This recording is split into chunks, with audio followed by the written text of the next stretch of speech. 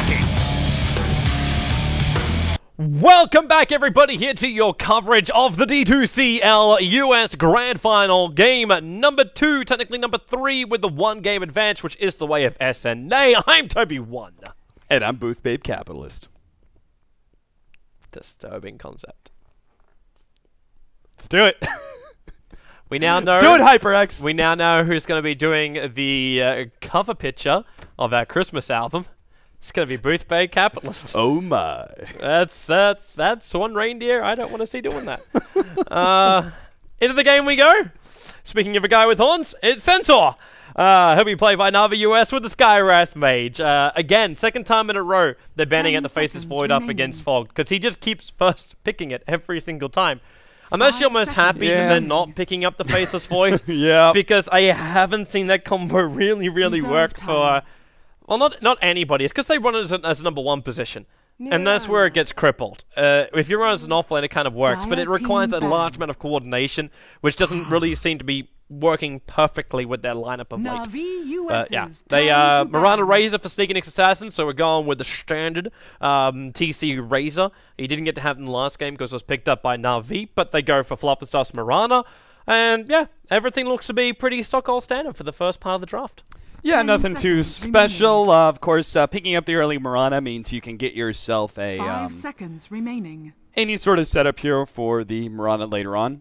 And it can either be run as a core or as a support. As we saw last time, like in last game, they actually had Whitebeard picking up the Wraith King in the draft and then swapping it later. It's just those small little things that you can do, because it's like the Mirana Wraith King combination, like there's so many different ways you can run it. They could both be supports. One of them could be the carry. The other one could be the carry. It's you could be the carry. She could be the carry. We can all be the carry. Yeah, I mean, Dota is you know, we're all about equality. Men and women can both carry.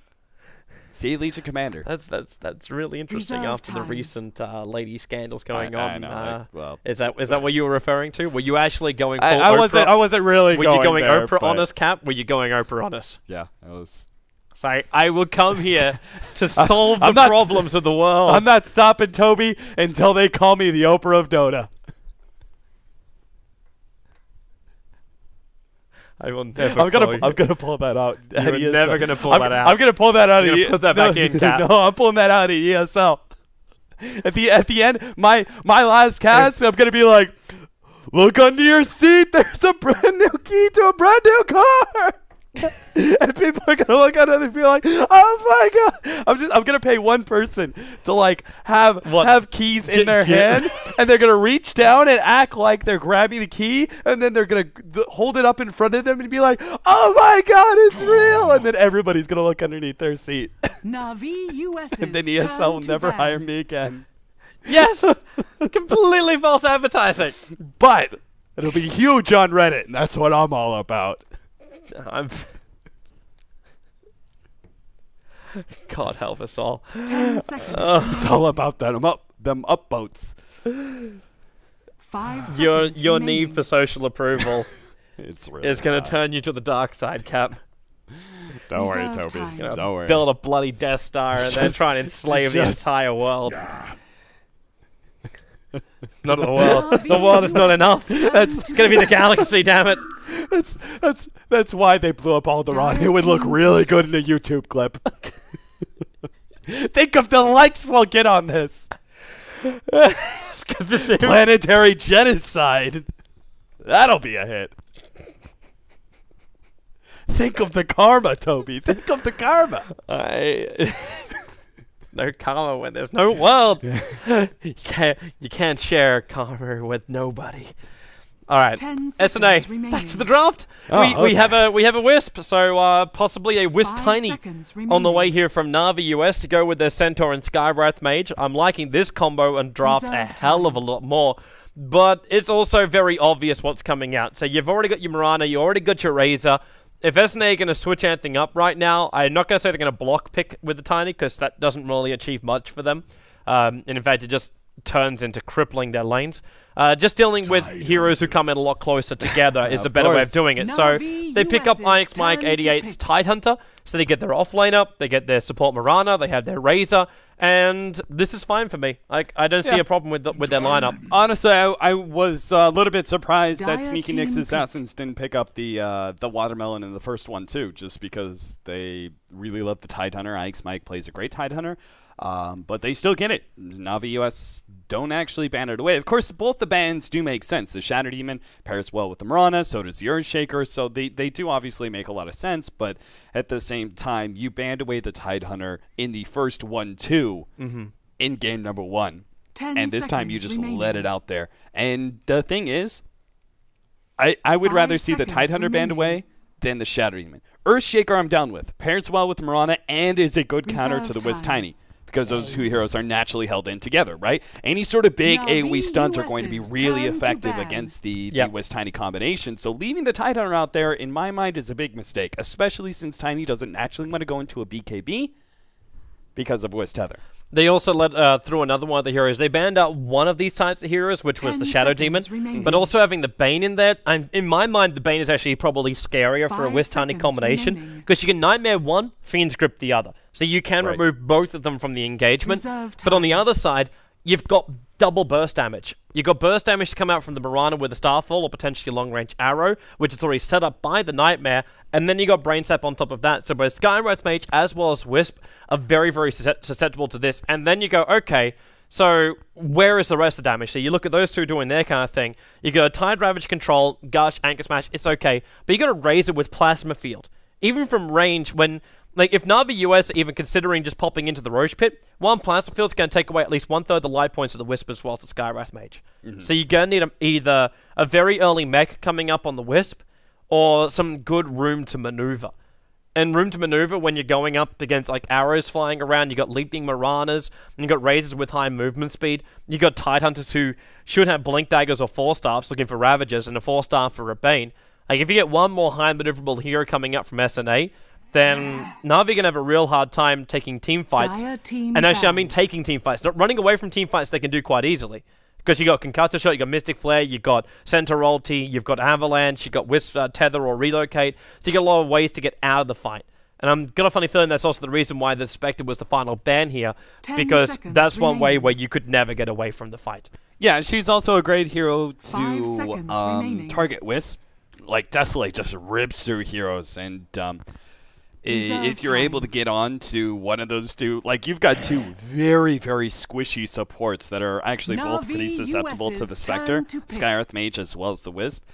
She's also a very naturally tanky hero that can deal with the burst damage possibilities coming out from Navi US, and she's also a great, not necessarily, like, split pusher, but the fact is she is able to put herself AFK farming in one lane. She may not actively push it out as fast as many other heroes, and she's not going to be threatening towers, but she can just AFK farm one side of the map and still be there in time for the other part of the team fight. So I think that's pretty important in the current meta, where we're seeing that comeback mechanic still is a force in the current game, and is important because it means that hard carries need to be a part of kills in order to get that high amount of net worth, and obviously Spectre being one of the best. Yeah.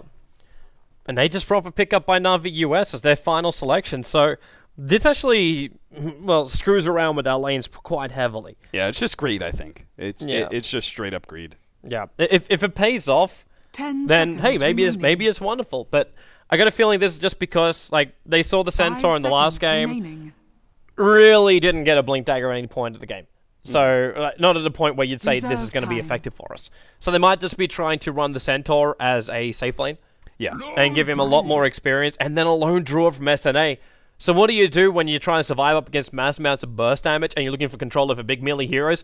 You get the lone drawer, especially with the rechanges to his mana pool. Initially I thought, hey, Hand of Mice can be one of the greatest changes we can have on the lone druid, with the way it works now. But it's actually not. The Mask of Madness is one of the greatest changes to the lone druid, because you realize, I don't need Hyperstone. Right. All I need to do is get Mask of Madness, and still technically I'm stealing life points with my attacks, which is faster. You run through bears a lot quicker, but by that point, when you have a Mask of Madness on your bear, you don't really care, because you know you can re-summon him, and the amount of damage you deal with that bear during that period of time is great. The only problem is if you're getting massively pushed and pushed and pushed. Yeah, I mean, basically, the Mask of Madness comes online about the perfect time where it's still powerful in team fights, but at the same time doesn't get focused in those team fights because oftentimes you just don't have the damage. You can't willingly put out the damage into a unit like a bear. You would much rather go for hero kills. So oftentimes that bear is still going to be ignored. And so the Mask of Madness isn't really detrimental to the bear at all. And then later into the game, I think one of the other biggest charges, I mean, you talk about Mask of Madness, like that by far is, I think, the best upgrade with this whole mana pool. But I think another one that is above the Hand of Midas is actually the Mjolnir and being able to use Static Charge. Like, being able to use that active on your bear is pretty important as well. And that actually goes into the mid to late game where heroes already do have the damage available to blow things on the bear. In which case the bear can both protect itself and kind of threaten the enemy team by having that static charge active and being able to do damage back. Fogged had a little bit of trouble right then with the tether. He wants to remove these last part of the tree, so it looks like we're looking at a mid lane pull. Yeah. Yep. If possible. Still a couple more to get through there, Fogged. But he needs to also remove this little bit of the tree line as well. Just a straight pull up. It only works if you have range creeps attacking you as well. So what you do is you tether towards that mid creep wave, the attack follows you up, and then the creep wave goes, oh, he's taking damage! And then you pull the creep wave down. But if he doesn't get range creeps here, then this is never going to work. Yeah, but I mean, even if it doesn't work, right, even if you can't do the active pull, you can still do the double stack, which is still just as good when you're running a tiny like this because you have easy ways to burst through those camps by being able to get a bottle for your Wisp, and then just he blows a combo on a stack, goes back to lane. 20 seconds later, he goes back, blows another combo, and you've killed the whole entire stack. Look at how Na'Vi US actually put their heroes on their lanes. So Korok is playing support in this game now. Oh, yeah, Korok was playing support last game. He was on the Yoga Magi, remember? So that's true. That's true. But it's Ragnarok Centaur again. Yeah, you're right. Ragnarok's most proficient position is the offlane. And he's like, I don't think it really showed last game at all, but he is a pretty good Centaur. I think he might have a little bit more trouble in this game too. If that orb of Venom's coming up on the bear, he knows it's coming as well. Yeah. And the second that's created, the Centaur is zoned out. And the second, too, the Spirit Bear is able to hit Entangles, then you're also in even more trouble, because the Entangle's enough of a setup for a Mirana arrow. And you've still got this Bane Mirana, which could float themselves around. Now you got Whitebeard, in fact, walking over towards the Radiant Secret Shop at the moment, just having a bit of a wander while Bane's finding levels and doing a double stack pull. I'm a little concerned right now for Na'Vi US actually winning on their lanes by being a little too passive. Even middle lanes, 4-1. The Plaza Field's obviously only a level 1, but Fogged can't keep this up forever. He's going to get bottled in 50 gold, but Excalibur's taking every single last hit here from the mid, so it's going to take more time. And there's your smoke rotation. Fluff and Whitebeard are coming in, and they're looking towards the middle lane. They want one of these guys dead. Yeah, they may get kind of swelled here by Ragnarok. Typical thing when you're having a hard time with your off lane, go sit on runes. They're in. They already initiated on TC. So the Nightmare, the arrow, well off target from Whitebeard. Excalibur's just going to sit there, but TC still stole 112 points of damage, and that pumps into Excalibur. Now he moves over to Fogged. One more attack. TC being controlled by Ragnarok. Gets a perfect hoof stomp into a double edge with the support coming in from sneaking. They'll take a double kill. There's 8 life points over on Fogged. He's just sitting there, and Fluff's like, one attack, man. One attack. He's on the edge. He can't reach him from there. Bane's attack range is so piss poor. He'll tether himself up. He had to wait for the man to do so. And there's a way to safety. So 3-1 now on the board. That Wisp is able to escape out. But Na'Vi US brought everybody. Range hero. Poor Bane. Sitting at only 400. Just can't quite reach him. But is this really worth it now? Obviously, First Blood still went the way of Sneaky Nick's Assassins. They lost out pretty heavily because TC did end up dying in that middle lane. So you got a lot of space for a lone druid to continue to farm up. Ragnarok rotated in, so he got some nice levels from that, but there was still free levels for a lone druid, and IX Mike 88 never rotated. Yeah, I would say it's clearly not worth it, just because I think the level's the most important part. For example, like Centaur jumped up to level 3 Korok from being there. They need to get closer. The Nightmare, it reached him. Whitebeard, these damn creeps are in the way, and now the arrow will connect. Mike will come in for an anchor smash. There's a quick seal, and she never got the anchor smash off. Considering a denial to the troll's not going to happen. The tether came in from Fogged, but it was a little too late. It was attempting to bottle up the Skywrath Mage. But there's just no joy for him. Somebody needs to fly this Oculopos. Navi US, it's 30 seconds past the start. In fact, both sides have not upgraded their courier yet. Okay, you got it for the Radiant side now. Yeah, there it goes. They're holding on to all their cash. But this bottom lane's going to go again. Flubber starts getting revealed inside the tree line. He knows he can just Nightmare and have a crack at this, but with sneaking Treants around, it's not as easy. Mike, just a quick anchor smash, and now they'll turn. There's Brain Step available here for Flubber stuff, and he's too far away from his Treants, which means Nightmare, leap into... Oh, nice the Treant! They're really getting to range. Yep. Now the Gush into a follow-up anchor smash. They just beat him down from range, so he still will not be able to survive through this. While up on top lane, you got the Lone Druid being initiated on before he's level 6. The Bear, he's trying to get some kind of revenge, but it's not going to happen. With the double edge, with the seal bonus damage as well, they get a good trade-off. And that is huge. If the Centaur can manage to pick up his level 6 before the Lone Druid, it can open up the opportunity for another kill. Oh, look at bottom. Snake King. Ballsy play. If he realizes Mike's so low on mana that he can't even anchor smash to get rid of the damage of these creeps, he's going to clarity up. That's giving me enough for one anchor. And now it's just to be taken off by one of the Treants. So you can at least soak up a lot of the experience. With this full creep wave down here, this is still going to be level 5, maybe level 5.5 for Ice Mike 88. So he doesn't want to back up. But when the arrow connects from Whitebeard, I don't know if there's really enough damage here. Snaking doesn't have a Wrath of Nature. He'll just TP out. They needed an Anchor Smash or a Gush or something, but no mana available for the Tide. Yeah, and that's why, like, diving the tower wasn't necessarily the ballsiest thing there from Snake King. It was more like just being that aggressive, considering the fact you just got picked off by the Bane Mirana in that bottom lane. And sure enough, Whitebeard makes another rotation. Yep, Ragnarok's moving over to try and help out his teammates at the moment. And Fluff, Excalibur's right behind him. The Prophet's going to TP in, but you're using 5 heroes to kill off a Bane who can... Okay, he's not going to Nightmare himself to death, because with that Avalanche, it's not going to... Or Toss, it's not going to be possible. But you're still using 5 heroes to kill off 1 support. Yeah, that's true. I mean, there is the small thing that Snake King is able to be really active across the map and like a bit more than other heroes without being punished as heavily just because he's got that global teleport. And then on top of that, like, you've basically got effectively 2 roaming supports. I mean, Korok is doing the solo roaming, but you also have the Wisp who is encouraging Tiny to move around to some of these team fights as well. So I don't think they're going to fall too behind in experience. You could see Sneak and Nyx Assassins are holding on to a small lead over time, but nothing too major. Yeah. It really shouldn't be major for them anyway. Like, the Bane Mirana should be a nice little roam ganking kind of combination. But for them, Nyx Assassins won't hit their magic point until the Lone Druid gets bigger and until the Tide has his Blink Dagger. Even the Razor, like, the Razor knows his timing is when they have a mech. Because the team fight for SNA just becomes...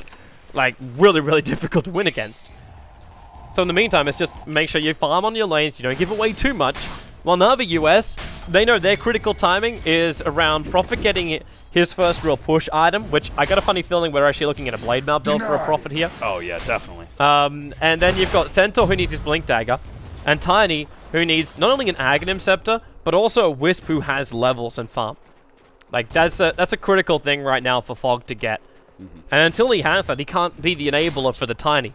Where I feel like Sneaking Assassins, they've got a little bit more independence and less need to have these major items up and running. Oh, no. Oh, for sure, for sure. They definitely have heroes that are a little bit more independent with the Bane Mirana combination. Like he's going to Ravage. It's a full committal right now. They have Nightmare. Oh, where is it? Hero coming in. He's got to stop Korok straight away. Actually, Nightmares. He missed Nightmare.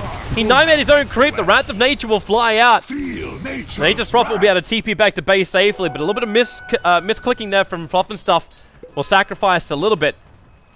Korok's going to back himself out as well. Honestly, I'm a bit concerned about Navi US's form.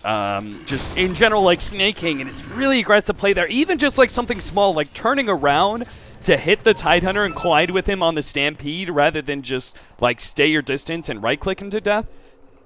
That's a warning sign for me. That's me going, okay, you just made a play that I don't think was necessary. Like, you almost died there because of the anchor smash. It was very close, but yeah. So, I mean, he judged it right, I guess. He walks away with his life and ends up killing Ike's Mike, and is now sitting at level 7. But it looks like we're not going to be seeing the Blade Mail, Toey. I think the stat build is definitely strong here. The Blade Mail is only good versus, structures are fortified. you know, I would say about 3 of the heroes of Sneaky Nick's Assassins, the Razor, Bane, and Mirana. I think he knows that the Blade Mail's not going to help him when it comes to, one, controlling the map, which is what he has to do, because if he doesn't control the map, Excalibur doesn't have space to farm and fight. Looks like Mike might be in a little bit of trouble too. He's locked in here. The Mystic Flare's going to drop down, and Mike, he can take up a lot of this. He's got Gush available. Mirana's killed off Tiny in the meantime. In fact, they've actually managed to pick up 2 here behind the line, stopping the pull, actually taking the 2 big creeps out as well for the cost of a Tide on the off lane. And you do have Ragnarok coming in looking for some revenge. Fluff. He's attacking from inside the tree line. That was never going to work, Fluff.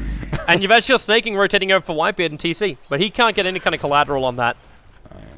That's just one of those miscommunication things.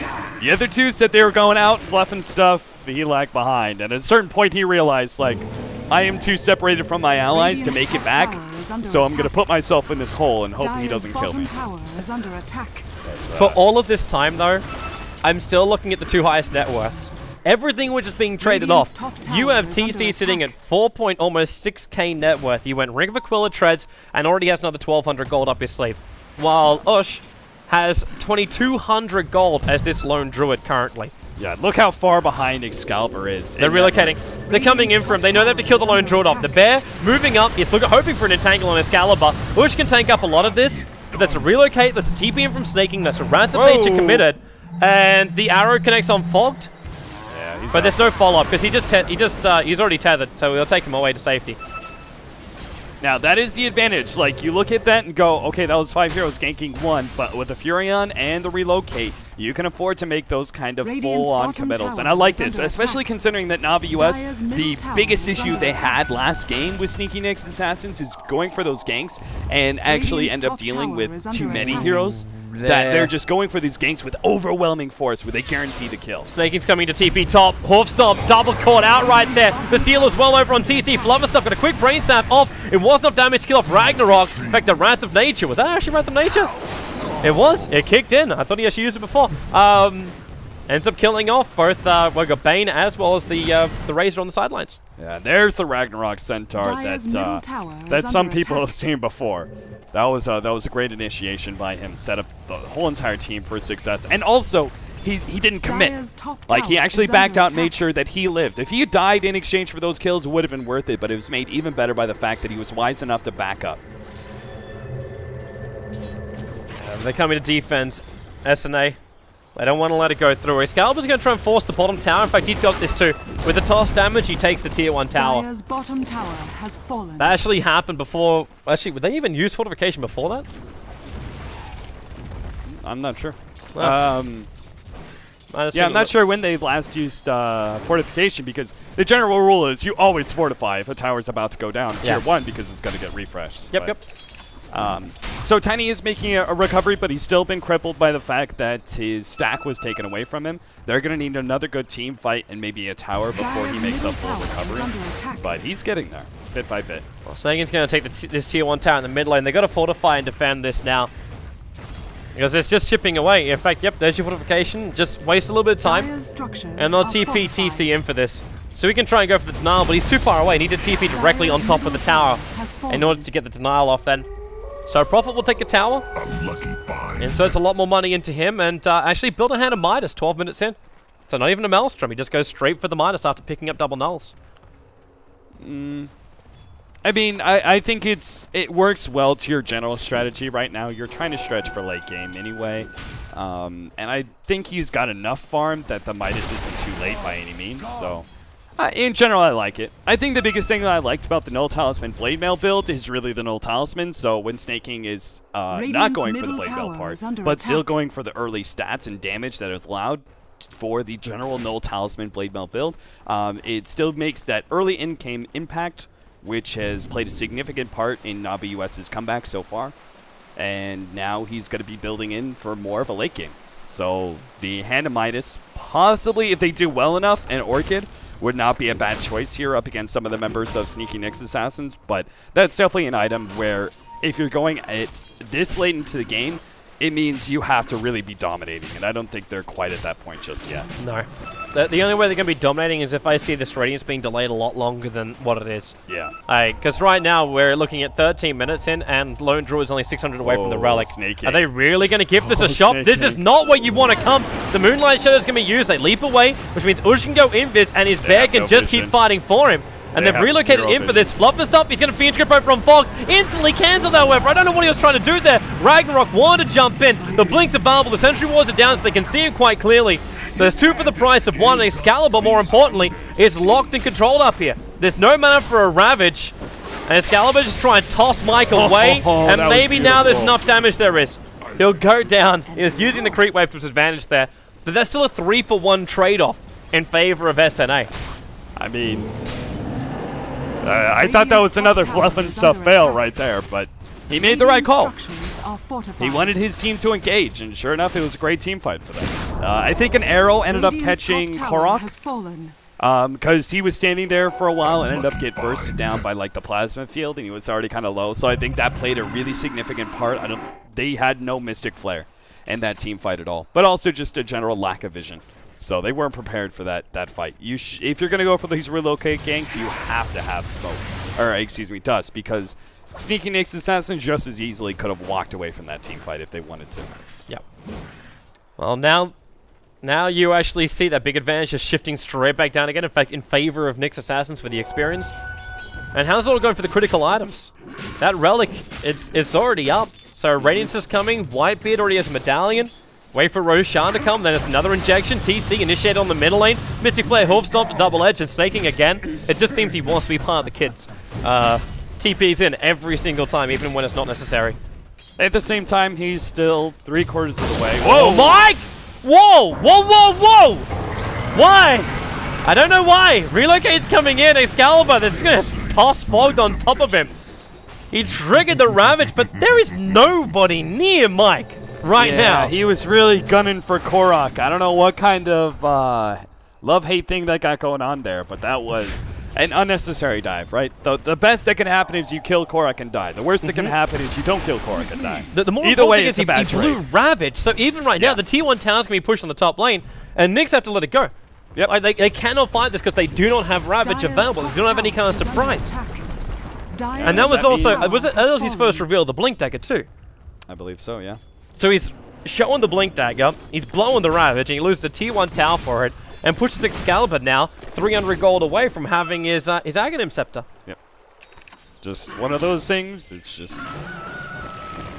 Sometimes players can make out the big plays, sometimes they end up faltering, but other times it's all about decision-making. That was just a failure of decision-making right there. That was just... There was no winning scenario. Even if he killed Korok, it would have been a bad trade-off. You can't afford to be making those kind of dives up against a global reaction team. Yep. Like, because they'll relocate on you, guaranteed. Yep. That's exactly what ends up happening, and the Mike goes down. They're going to have Aghanims up, though, for Excalibur because of that pickoff right there and the tower that ensued. Yep. So he's going to have Aghanims before the Razor has Aghanims. That's pretty important, being able to have that net worth lead on this snowball hero, the Razor. It's hilarious, too. The person who's sitting at the top of the net worth is, in fact, snaking. Oh, yeah. He's at 8.1k right now. The nearest is 6.7, which is 2 from Nyx. But he is the Tiny is now only 400 or so gold behind that of Sneaky Nyx Assassins. Yeah. But the Radiance is properly done now. So with Radiance fully up, they're actually going to burst down Mike again on this bottom lane. Another looks like Blink, Hoof Stomp, Double Edge. I didn't have to use the Wrath of Nature for this one, however. But Osiris Mike going down again. But the Lone Druid as well as the Razor is still quite big for Sneaky Nyx. So Na'Vi US getting these pickoffs is really quite great. But they still have to be very mindful about the power of SNA's lineup. You notice how that initiation started, by the way? I missed the start of it, sorry. Stampede went off, but it was actually the Treants that Ix Mike was trying to farm up that hit him, which basically, because of the Stampede, went off, so it prevented him from being able to blink away. So he actually got slowed up and lost his Blink Dagger, and then the initiation happened from the Centaur. That's actually the first time I've seen that. And for a second there, I was going like, does Stampede actually? I thought it only affected heroes, but it actually affects all allied heroes as well as hero units. Obviously not regular creeps. I think you can add that one to your book, man. not what the book is for, Toby. I know, your book is for something else. Maybe you should make another book. Toby's talking about I have a black book of teams and strategies and stuff. He's actually really old school. He still writes that kind of stuff down. Yeah, it just helps keep that information. It just kind of solidifies it in my head if I write it down. Fluff and Stuff's about to have his smoke broken. It's just Fogged coming in really close. He drops the Observer Ward and sees him straight away. But there's already an aggressive Observer Ward coming down for the Radiant side. So they're watching IX Mike 88. Well, they're watching actually the farming of the Ancients. But they're trying to bring down Roshan. They want security more than anything else. And also with the Blink Dagger Ravage up and running, if none of the US fight this, they're going to lose this. The vision doesn't actually. The vision does extend to Mike. That Observer Ward is actually capable of seeing IX Mike 88 over on the side. A little treat to come in and scout it out. They want him dead straight away. They definitely know that it's a serious Roshan. But what is Oosh going to use? A bear? No, they actually move over. They go for Korok. A Fiend's Grip. They throw the arrow out. So Korok's on the sidelines. TC's defending the bottom lane. And they could just go back in and try and finish Roshan. I don't know if that was really meant to be SNA baiting at a team fight. I think that might have been actually what that was more about. It wasn't really about Roshan, it's about baiting out the team fight. Yeah, they've got a decent Roche taking team. Really, it's just the lone druid. That is, but they also have the early minus armor from the Mirana. I wonder if he's going to be going for an Orchid here. It's something that we've actually seen a lot of support Miranas go for because it gives you a lot of regen, it gives you a lot of attack speed and damage as well. Like Orchid's a really good damage dealing item. In this game, I would probably say more along the lines of actually they don't have a drum carrier for their team just yet. Yeah. But there's also the potential of going for something more like a Yule Scepter in this game. Because that's a lot easier to save yourself if you're getting Mystic flared up, or you can just take out heroes which are stampeding towards you. Yeah, or set up an arrow, you know. Yeah. Either one is. Yule Scepter is more common, but I just think that the Orchid would actually be a really great item because you have no BKB heroes. Excluding Furion. Furion's probably the most likely to be. The Whisper's coming in.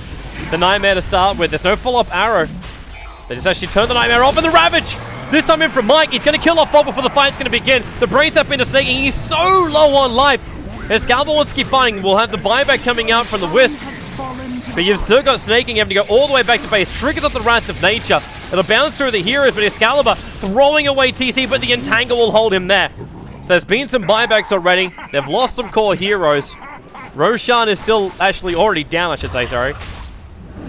Yeah, Fog bought back, and he didn't immediately relocate in. I think he was looking at the situation going, the relocate is not going to be fast enough for me to get Tiny out. Dire's top tower so he didn't even risk it.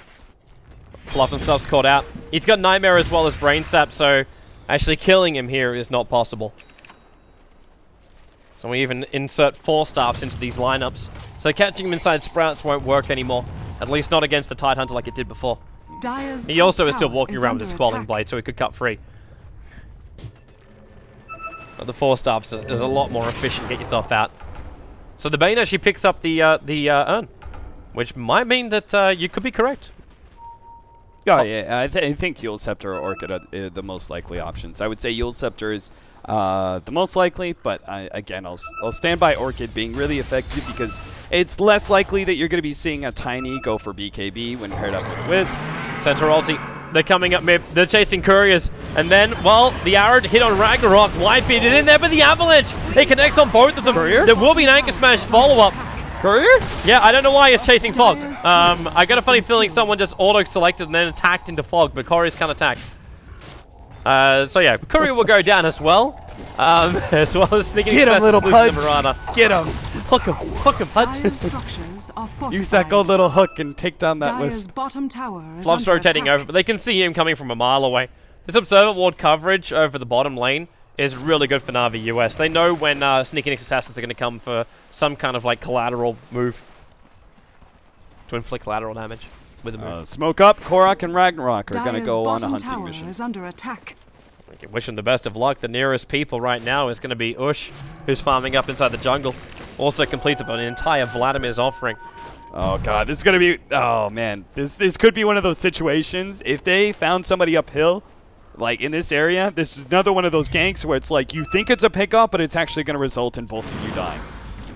Just because there's so many heroes of Sneaky Nyx Assassins staying close together.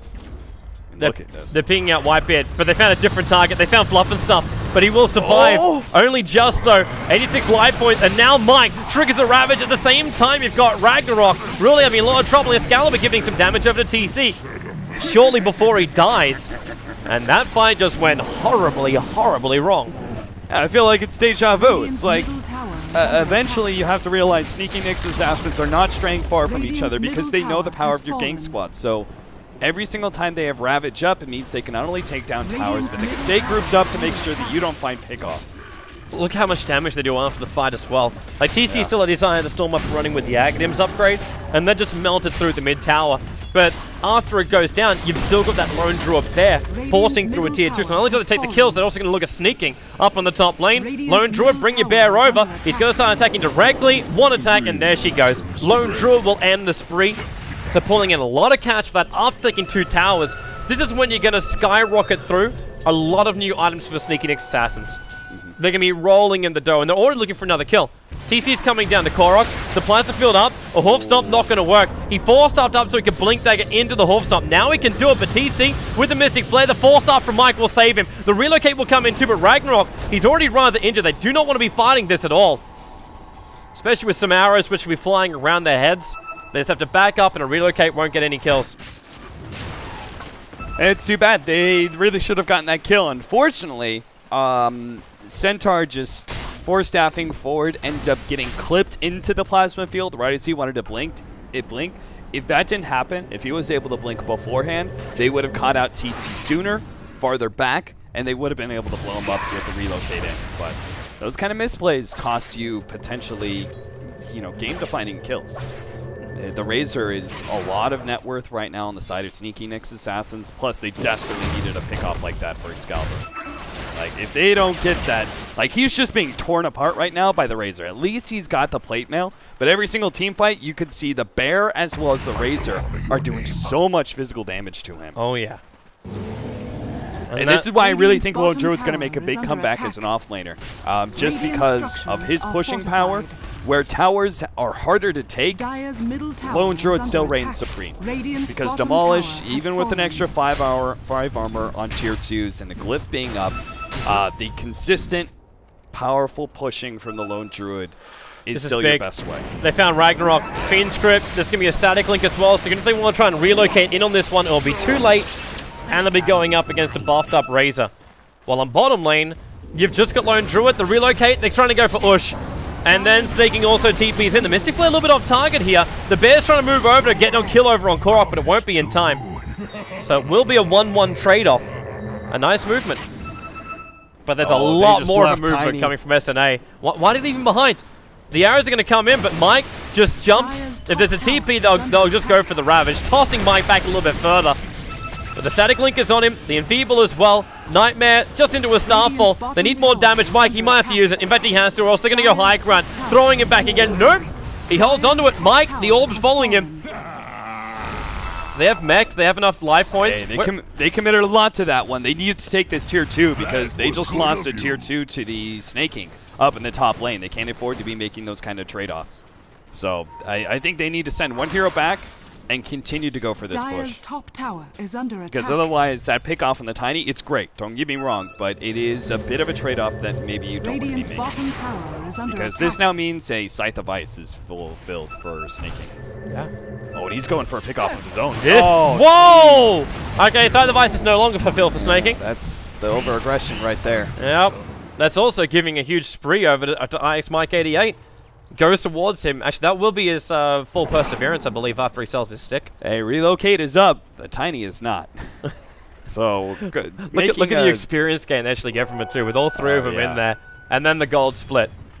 Yeah, I mean, the Furion is huge, so you actually still have a decently close net worth. So it's not like you're so far ahead that kills mean nothing for you. Yeah, this is a point, too, where... Like, with that double Ravage, like, I was already flagging the fact that Nick's Assassin's teamfight was really scary. If you want to actually add a double Ravage into this for a lineup which isn't building BKBs. Right. Like, not a single one of them has protection against this. So the double Ravage, if it does catch 5 heroes to start with, it will catch another 5 heroes on the second pounce. Yeah. And you're going to take Plasma Field damage in the middle of that. You're going to give a lot of time for a Static Link to come into play. arrows, Starfall's level 4, so you get the bonus damage from that. You've got, like, Ush, who actually just built himself a casual cloak for now, but his Assault Cuirass is well on the way. Yeah. So when all this is up, the team fight of SNA, I don't think Na'Vi can actually fight this. No, go split push, all out split push right now. That's what they have to do. They've got the Furion with the Maelstrom to keep the lanes forward. They've got a tiny Wiz combination. They just need to trade off. Like when these SNA's going to force it though. Yeah, the push is coming into this top lane. They need to already be on these tier 2s, so they're already a bit behind. Sneaky Nyx Assassins may force them back by pushing uphill, but it seems like they're playing this very defensively. Yeah, well, you don't also want to push uphill right now. Roshan's only just respawned, so they can't run the risk of losing their life points at the moment. Because if that happens, and also huge experience in gold in the bottom lane, so hey, why not take it? Is this now the Scythe of Ice? It is. He buys out to buy that though, so if this Prophet dies, that's a huge space for SNA to do a lot of damage. And if they have an Aegis Immortal behind this lone Druid, then you will get through the full 2 bears. Speaking of the double Ravage, I think Excalibur has to be building into a BKB as his next item. That's just too much disable. Ragnarok's already started. But Excalibur finished his Assault Cuirass. That BKB, I suppose it's not that far away when you farm at the rate of a tiny. The problem is you need to have that BKB preemptively before the double Ravage is up, and I think Ike's Mike should be able to finish off 600 gold before, you know, Excalibur builds 2,900. The Observable saw them go in. They know Na'Vi US, they're in there, but there's nothing they can do about it. By the time they reach it, Roshan's dead. Yeah. The best thing they can do is heavily push down top lane and even relocate to try and threaten a tier 3 and just force Sneaky Nyx Assassins back, but that's not even possible. Again, they're just, because of the way they've gotten up, just one too many silly kills, they've fallen back to a point where they can't actively split push fast enough. And there's the Orchid. Nice. Yeah. I mean, seriously, I mean, think about it. It's Furion who should be going a BKB eventually. Tiny may or may not going a BKB. I think he really needs to, but heroes like Centaurs, Skywrath Mage, and Wiz, those aren't BKB buyers. And Excalibur is a maybe. Furion is probably a late game BKB. Look at the defense work here of Sneaky Nyx Assassins. So they don't have to TP anybody back. They just leave this fresh Assault Cuirass, Radiance Burning Bear, up on the top lane. And it stops the push. Yeah. So Prophet can't actually stop this. And when they're ready to go high ground and when they really need the bear to do the kind of pushing power that's required, then they just do this. Call it in, push the tier 2 tower. If Na'Vi US fortify right now, this is an easy push towards the top. Do you relocate to threaten that tier 3? I mean, that's something that like they can't take team fights at all, right? So no, Ragnarok, they're going to. But already, they're realizing just how many people are here. If this bear's capable of getting an ensnare, oh my, there it is. They're going to bring down Fog. If they can bring him down, they strand Excalibur here. The Avalanche toss out, entangle the bear. Someone attack, they can't get him in time. 200 or so life points, and he gets away to safety. Their stun duration must have seemed like an eternity for SNA. But they still take a tier 2 town, they defend the tier 3 town, they pick up the Wisp, and they force Na'Vi US back. Yeah. I mean, it's again, I don't think it's a play that you normally want to be making unless you're so far behind that you can't possibly take team fights. And I think right now Na'Vi US are at that position where it's like, you kind of have to relocate in and try and threaten that tier 3 just to force Sneaky Nyx Assassins away from your base. Well, I think forcing them away is not going to work this time around. Yeah. Getting caught, unfortunately, is now going to cost them so much because they couldn't actively threaten anything else around the second Ravage is coming, though. Yep. That Refresher Orb's now done. So this could really surprise as well Na'Vi US to be like, well, okay, they push high ground, but it's okay because, well, what are we really going to lose out here? They got Fortification available still because they didn't use it in the bottom lane. They're going to try and nuke down this bear, which is taking a while to do so. But with the Aghanim's ulting, okay, there's your Fortification. Snaking is forcing the tier 3 tower in the mid lane, so they're going to get some level of trade-off here, but the bear, TC's ulti goes to work the Ravage. There it is, it connects. Excalibur's the primary target. They need him dead, and the Fiend Script's going to allow for it until the Hopstop from Ragnarok. Ball the Spake, Mike, he can't get himself down far enough. He forced to get it. But this is going to be the top rank's gone. The Lone Druid TP's back, and now he's going to actually kill off Snaking right now. For the bear. But they relocate. They relocate, but the bear's being picked up. He's going to attack directly towards it here, and Entangle goes on Fog. They could isolate Excalibur again. Ush, he's going to die at the moment, but it's only the Aegis Immortal. The bears just stopped there waiting for a moment. Entangle, 2 hits, couldn't get it. Back up to top lane. They're going to chase down Whitebeard. One last click. Oh, look at that damage! The force. The Maelstrom proc also does its work, and he just blinks himself after Fluff and stuff. Holds him in the Sprout. Nightmare's available from Fluff. He's actually going to use Brain Sap to start with, and then the Enfeeble to pick up a regeneration rune. He's got a little bit of time from this until the double edge. He lives on 31 life points. Snaking, where's your Entangle now? He still can't get it. Random generator gods are not there for Ush tonight. And a blink away to safety for Ragnarok. He will be able to get out to safety too. That was still insane, though. The picking up the regen saved the Bane. He regen just enough to get through that double edge. Insanely close. The timing of attack, but at the same time, with the Maelstrom proc, if that didn't work the way it did, he would never have picked up the double kill on the top lane. Exactly. I mean, Navi US, they're playing this hard and fast, right? They're trying to move Sneaky Nick's assassins around the map, really abuse their global power as much as possible because they can't take the straight-up team fights. I just want to give mad props to IX Mike. You realize what he did in that top lane to force that initiation?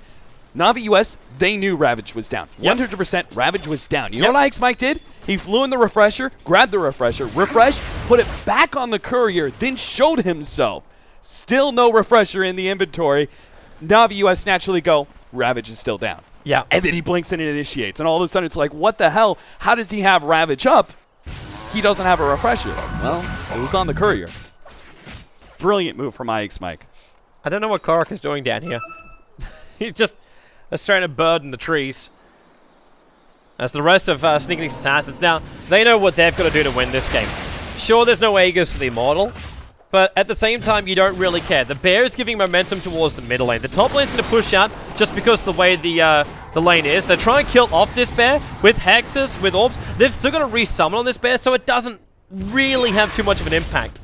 And Korok might try and, well, he's going to go past this dire creep wave and hold it back, but they're going to lose the tier 3 tower. There's no fortification this time from Navi US. They can't stall this up. And with TC's ulti, there's not even a creep wave to slow them down, so that all the damage goes directly into the buildings. The Moonlight Shadow's allowing TC to attack from Invis. Now, this bear might go down, but they've already got the melee racks. That's a victory in itself. If they can pick up the range racks as well, where's that relocate? They're going in towards the mid, and they can't go for a GG push here. They might go for a counter ranks, but it's a full rest going down. Korok's already on the sideline, and they're going to bring down Fogged, which means now there's isolation, snaking the damage output. It's almost enough, but it's not enough. Mike, he's got Ravage available, and the Fiend script won't even mean the Ravage has to be used. SNA are in such a position, and they're going for the mid-ranks too, because Ush never had to leave. The buyback will come out by the Tiny. The leap away means there's no initiation. They've blocked him in the tree line. It's his own Sprout, caught by the arrow as well. Snaking will go down. It's trip buybacks at the moment. The bear is still fighting it out. Ush wants to stand on the front lines. He doesn't have, or does he? He doesn't have his own life points left anymore. Whitebeard will also drop. But the Rax has been heavily injured. Both side lanes are gone. And Navi US just blew so much money on buybacks. Yeah, they just threw everything they had to stay one small hope into this game. They have to go for a mid push.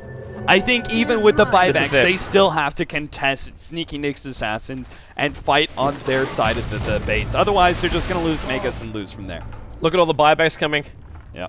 It's hilarious to see, though, that Lone Druid does this before he actually has a bear available. But IX Mike 88, he's got Ravage, and he sees 3 heroes. They want to jump him early. The arrow actually flying down. Fogged. Well, your Ravage has already gone Excalibur and Ragnarok, but they want this Wisp down. The Nightmare will be there. They do not want a buffed up Tiny. TC comes in with the Shiva's Guard. Ragnarok going to get slowed up by this one. They force up back up against Snaking the Sprout. Nicely done. They got nowhere to cut out of this Sprout, however. Mike will get cleaved up by Excalibur, but TC triggers its BKB, triggers the Eye of the Storm, and all the damage will be pumped into Snaking. The relocate out savior will be there, while on bottom lane, they get the snipe out over on Flop and stuff. Korok Nightmare up, but they're losing their middle racks right now to creeps the push in through the bottom. And for all of this, the relocate will bring Fog back in again. TC waits for him. The bear is finally able to be resummoned up, so they bring the Radiance back up again. And that mid push, it didn't fully work. They brought down a range racks, but that is all they managed to claim. Yeah, they needed much, much more than that. Now they're going to still be playing defense up against Sneaky Nick's assassins. The kills that they got are not going to benefit them in any way because Sneaky Nick's Assassins will just wait until they're back up and then go for a push. So the end result is still kind of the same. The Navi US are locked inside their base. Korok. That's a quick Roshan. That's a really quick Roshan. It is. Yeah, that's about the fastest Roshan you could get right there. Yeah, they have to wait a grand total of 18 seconds for him to spawn within the 3-minute window. So it's Sneaky Nick's Assassins. That's a gimme for them. And the arrow, what timing as well? It flew half a second after Roshan spawn. So Sneaky Nick's Assassins go in. They'll take Aegis. They'll take Cheese, which means that you can actually have Aegis the Immortal over on heroes like, well, be it Razor. Or be it even Mirana or whoever. Like, the Cheese can actually the Cheese should probably go the Razor. And the Aegis Immortal should go the Lone Druid, just in case he does get burst down unexpectedly. And the problem is they just cannot push out these lanes fast enough. Yep. Like, the problem with dealing with these super creeps, you go, oh, but you have a Furia, and like, he can easily deal with the push. Yeah, but he can't threaten bases. Like, he can't actually get a creep wave to have enough momentum. Even if you abandon the creep wave, like, right in front of the tier 3, just one creep, a creep wave of super creeps, will outdo the, the treants and the creep wave that you're carrying with you. So there's no active way to be able to threaten the enemy base without keeping an enemy hero in a lane. And sadly, that just means they're going to have to play defense, and I doubt they're going to be able to do this. Well, let's see what happens, man. This could be our final fight. Snake is looking for a way in through the back, and he's going to. He actually hits Ike's Mike straight away. The BKBs have already been triggered, and Mike is Blink Deck back off cooldown, which means he jumps in. Ravage number 1's already gone. He gets hexed up with the Entangle. A connected on Nature's Prophet. Now Ravage number 2 is Yule Scepter up in towards the air for the moment. Excalibur's BKB still got a little bit more of a duration left. Mike, he's almost dead, but at the same time, so is most of the Navi US lineup. The Bears on the front lines, but they take the objective base gaming. You take the racks. The fortification will make him wait a little bit more. Mike backing up, Ragnarok right on top of him. Mike actually going to TP himself away to safety. They haven't killed off Rag, so it looks like Nick's Assassins will be pushing themselves out of here. The arrow will keep fogged out of the play. TC, there goes your Aegis the Immortal. And now, jump in. They're going to keep battling. As maybe with the extra Starfall damage, snaking low on life. The Tether will come in, again trying to keep Excalibur buffed up. Relocates up to a short distance, up towards the high ground. The Prophet's down, Skyrat Mage is down. Mike is walking back to the fight. He still isn't there with his Ravage. The rest of the team are just doing it rough, and there goes Fogged. 1 second away from the relocate wearing off. Excalibur's running out through the top. And there's the GG call. Sneaky Nick's Assassins will win the US qualifier, knocking out Navi US, going all the way through the winner's bracket. They take that 1 game advantage from there, but they will travel to DreamHack Bucharest to play up against Team Empire and 2 teams which are still yet to be decided from the European qualifier, which is going down to the wire for the teams there. It is. Congratulations, Sneaky Nick's Assassins. They're looking good going into ESL. I'm still not sure if that's going to be enough to take on their first opponent, which is going to be Cloud9, but they certainly will be able to put up one good team fight, or one good game at least. I think they'll actually at least take 1 game off of Cloud9 with the way they're performing here today and even just the last month or so. I think I've seen a lot of improvement for them across the board, and definitely looking to be upsetting Navi US in many, many different tournaments, and I think they've easily established themselves as, if not the leading North American team, potentially at least tying themselves up with Navi US, who in the past were actually beating Sneaky Nick's Assassins time and time again. So really well done by Sneaky Nick's Assassins. Looking forward to seeing them in New York. And I'm looking forward to seeing how they go up against Cloud9. Yeah. Because that's going to be like that game now where initially, if I didn't cast the US playoffs of this, I probably would have been like, Cloud9, easy res, easy life. Oh, yeah. But now, after watching SNA play a lot more over the past few days, I don't think it's going to be a walk in the park for Cloud9. No, I never thought that. I never thought that I'm up against Cloud9. The problem is Cloud9 have just been looking so damn good as well that it's like, no matter how good you look at Sneaky Nick's Assassins, you still are a team that is still going to be a step below, I think, an international team like Cloud9, who have been across the world traveling to many different events and, you know, facing up against the top. They're going to have to do something absolutely special to bring down Cloud9, but they do something special here, and that's actually qualify. The one non-sponsored team, technically, can we say that? Yeah, here in the US competition, or at least in the last part of the playoffs, will qualify themselves for DreamHack Bucharest. So if you're going to be in Bucharest, I'll see you live there. It's going to be some great times ahead. For now, the VODs will be uploaded to our Dailymotion as well as YouTube channels, and Cap and I will be having ourselves a rest as we're on a plane in 9 hours or 8 hours from now to head to ESL 1. So hopefully enjoyed the coverage over for that. Go to joindota.com for all the details for everything to this Dota 2, and we'll see you next time here on the live stream.